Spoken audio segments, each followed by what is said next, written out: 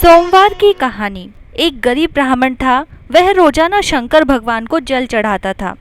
उसके पास में कोई पात्र नहीं था, इसीलिए वह रोजाना दोनों हाथों में और मुंह में पानी भर के ले जाता और भगवान को मुंह के पानी व हाथों के पानी से नहला देता था। उसी ब्राह्मण के सामने एक बहुत बड़ा साहूकार रहता था। वह भी रोजाना शिवजी की पूजा आराधना करता था। संयोग से दोनों एक ही समय जल चढ़ाते थे, तो साहूकार ब्राह्मण को देखकर तिल मिला उठता था और बुरी नज़र से देखता था और मन में सोचता था कि मैं तो चांदी के रामझारे में पंचामृत लेकर आता हूँ और प्रभु का अभिषेक करता हूँ, और ये ब्राह्मण मेरी पूजन विधि को बिगाड़ देता है, भगवान को जूठा जल चढ़ाता है। साहूकार कई बार ब्राह्मण को समझाता था कि तुम मुंह में पानी मत लाया करो, मेरे से रामझारा लेकर चढ़ा लिया करो, लेकिन ब्राह्मण तो अपनी धुन में रहता था और साहूकार की बात पर ध्यान ही नहीं देता था। यह सब भगवान देखते व सुनते रहते थे।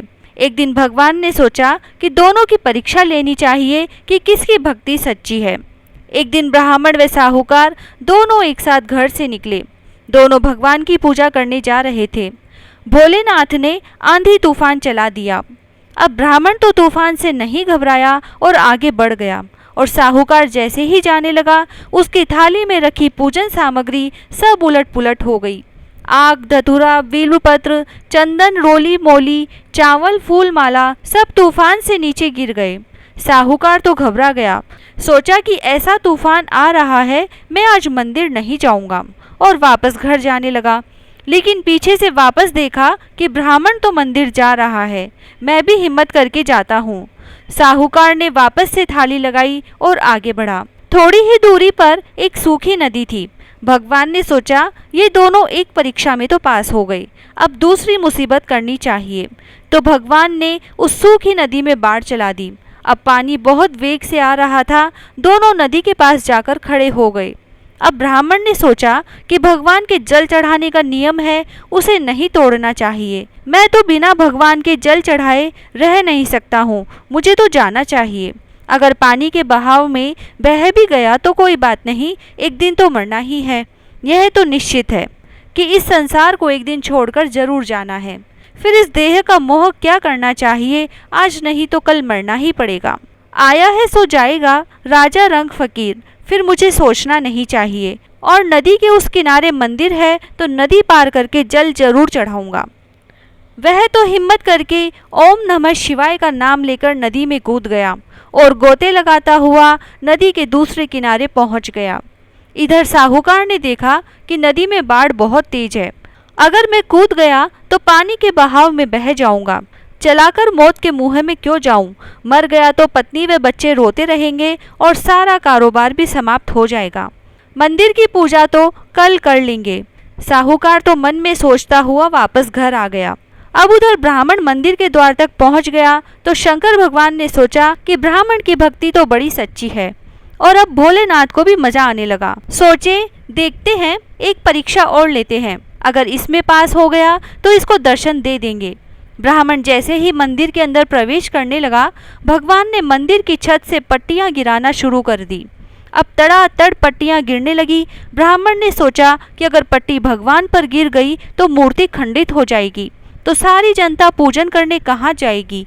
इस गांव में एक ही तो मंदिर है, दूर दूर तक कहीं मंदिर भी नजर नहीं आता। मुझे मूर्ति की रक्षा करनी चाहिए। ब्राह्मण तुरंत शिवलिंग के ऊपर झुक गया। सोचा कि मैं मर गया तो कोई बात नहीं, लेकिन भगवान की मूर्ति के कुछ नहीं होना चाहिए। वह जैसे ही शिवलिंग पर झुका, भगवान ने तूफान रोक दिया और भगवान ने साक्षात दर्शन दिए और ब्राह्मण को गले से लगाया और कहा कि मांगो, तुम्हें क्या चाहिए, हम तुम्हारी भक्ति से अति प्रसन्न हुए। ब्राह्मण ने कहा कि भगवान मुझे क्या चाहिए, मुझे तो आपके दर्शन हो गए और इससे बड़ा क्या चाहिए।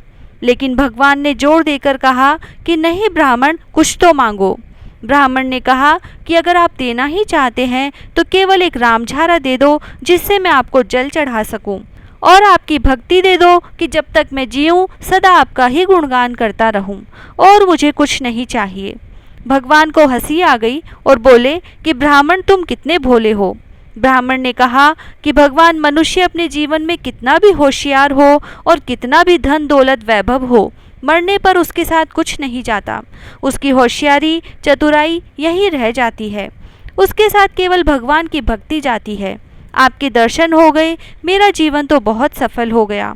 भगवान ने उसकी बातें सुनी, लेकिन भोलेनाथ तो कुछ ऐसे हैं जो अपने भक्त को बिना मांगे ही सब कुछ दे देते हैं। भगवान ने ब्राह्मण को धन दौलत वैभव आदि बहुत दिया। वह ब्राह्मण आशीर्वाद लेकर घर आ गया और अपनी झोपड़ी ढूंढने लगा, लेकिन उसकी झोपड़ी नहीं मिली। उस जगह उसे बहुत सुंदर सा महल मिला।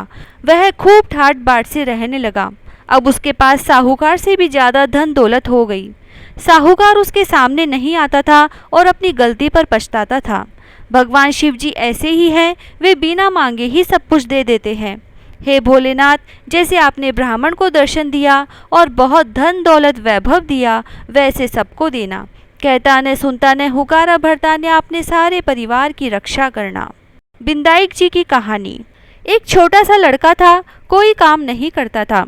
उसकी माँ उसको हमेशा डांटती थी कि बेटा कोई तो काम करा कर, लेकिन वो तो गणेश जी को सुमरता रहता था, कोई काम नहीं करता था। एक दिन माँ ने उसको घर से निकाल दिया कि अब जा कुछ तो काम करके आ। वह गणेश जी का नाम लेकर चला गया। वह चलते चलते दूर जंगल में निकल गया और गणेश जी को भजता रहा। गणेश जी ने सोचा, यह तो मेरे नाम से घर से निकल गया, दूर आगे तो घना जंगल है, ये कहाँ जाएगा। यह सोचकर गणेश जी प्रकट हो गए और लड़के से पूछा कि कहाँ जा रहा है। लड़के ने कहा, मैं गणेश जी से मिलने जा रहा हूँ। गणेश जी बोले कि मैं ही गणेश जी हूँ। लड़के ने कहा, मैं कैसे समझूं कि आप ही गणेश जी हो। गणेश जी ने कहा, तू मांग कर तो देख। लड़के ने कहा, जो मांगूंगा वो आप देंगे क्या। गणेश जी ने कहा, जो भी मांगे एक बार में ही मांग लेना, बार बार नहीं दूंगा। लड़का बोला, सोचने दो। फिर लड़के ने सोचकर मांगा, ढोलो हींग राज को, पूछो गजराज को, दाल भात गेवा का फलका, ऊपर ढपसो खांड को, पुरसन वाली ऐसी मांगू, जाने फूल गुलाब को। बिंदाईक जी बोले, तूने तो बहुत सारा मांग लिया, जा तेरे ऐसा ही हो जाएगा, जा अब तू घर चला जा। बिंदाईक जी अंतर्ध्यान हो गए और लड़का अपने घर आया तो देखा कि झोपड़ी की जगह महल बन गया और पीढ़े पर छोटी सी बहू बैठी है। घर में बहुत सारा धन हो गया। आकर अपनी माँ से बोला, माँ बिंदाईक जी ने देखो कितना सारा धन दिया है। यह देख माँ बहुत खुश हो गई। हे बिंदाईक जी महाराज, जैसा उस लड़के को दिया वैसा सबको देना। कहता ने सुनता ने हुकारा भरता ने सारे परिवार की रक्षा करना। जय श्री राधे।